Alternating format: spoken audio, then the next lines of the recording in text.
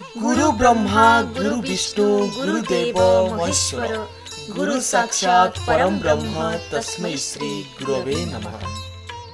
बिंदुरे छिड़ा हुई सिंधु को जे देखिबाकु समर्थ करांती ससीमरु असीम अमा अंधकार रु नहीं ज्ञानर परिसीमारे जीवन को परिमार्जित कराउथुवा व्यक्ति हुचंती गुरु। जीवन माने बुझाई जीवन जीवार कला शिखाती गुरु। भूमिरु भूमा आड़ को गढ़िबार बाट देखाती गुरु।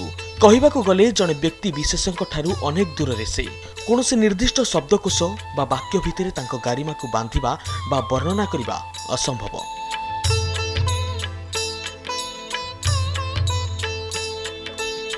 आज गुरु दिवस। गुरु को पूजा करी तांको आदर्श रे अनुप्राणित हेबार एक पवित्र दिनटिए। गुरु शिष्य परंपरार अपूर्व निदर्शन स्वरूप यह दिवस पालित हो आसुछि। पूर्वतन राष्ट्रपति डॉक्टर सर्वपल्ली राधाकृष्णन का जन्म दिवस सेप्टेम्बर 5 को 1962 मसीह गुरु दिवस भाव पालित हो आसुछि। शिक्षा प्रति डॉक्टर राधाकृष्णन का अवदान को मन रखिबा पई तांकर जन्मदिन को गुरु दिवस भाव पालन करा जाउछि। डॉक्टर राधाकृष्णन एकाधारे जड़े शिक्षक, शिक्षाविद, दार्शनिक और कूटनैतिक भाव बेस ख्याति अर्जन करथिले। एही अवसर में विभिन्न स्कूल, कॉलेज, शिक्षानुष्ठान मानकरे शिक्षक तथा अध्यापक मानकु पूजा करा जायथाय। गुरु मानकु सम्मान जणाई सेमानकर आशीर्वाद भिक्षा करिथांती छात्र छात्री।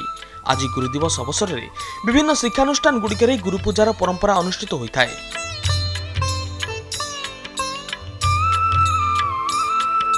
1888 सेप्टेम्बर 5 तारिख रे तमिलनाडुर तिरुटनी ठारे जन्मग्रहण करथिले महान व्यक्तित्व। राधाकृष्णन का शैशव तिरुटनी और तिरुपति रे कटिथिला एवं तांकर पाठपढ़ा आरंभ होइतिला ख्रिस्टियन मिशनरी स्कूल रे।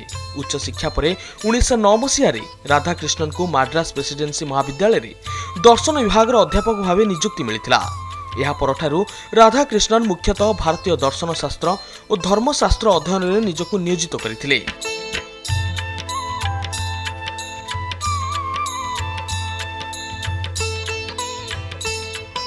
1918 राधाकृष्णन मैसूर विश्वविद्यालय रे दर्शन विभाग प्रोफेसर भाव नियुक्ति होइतिले। ताहापरे कलिकता विश्वविद्यालय, लंडन हार्वर्ड विश्वविद्यालय, मानचेस्टर विश्वविद्यालय और शेष में ऑक्सफोर्ड विश्वविद्यालय। शिक्षक जीवन में से भारतीय दर्शन, धर्म दर्शन, तुलनात्मक धर्म दर्शन और नीति शिक्षा आदि रे शिक्षादान करथिले। श्रीमद् भगवद गीता को इंग्राजी रे अनुवाद करथिले राधाकृष्णन। वेद और उपनिषद को अति सुंदर भाव में व्याख्या करुथिले से। खाली सेतिकी नुहे, राधाकृष्णन सत्यानुरागी और सदाचारी भी थिले।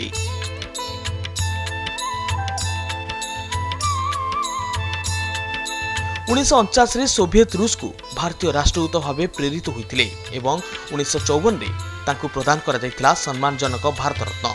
आज से महान जननायक उद्देश्य रे देश पालुछि पवित्र गुरु दिवस एवं एही अवसर रे विभिन्न शिक्षानुष्ठान गुड़िकरे छात्र छात्री माने गुरु को देवतुल्य भाव पूजार्चना करुछंती।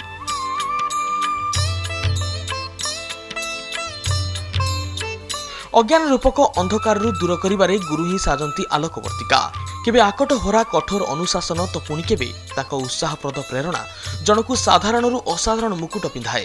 पाठ हो कि संगीत, खेल हो कि नृत्य, प्रतिटी क्षेत्र में गुरु मार्गदर्शन कृति प्रतिभा आनी देइछे प्रसिद्धि। सेतिपई तो कहा जाए गुरु को नमणी वर्णर गुरु ही साक्षात ईश्वर।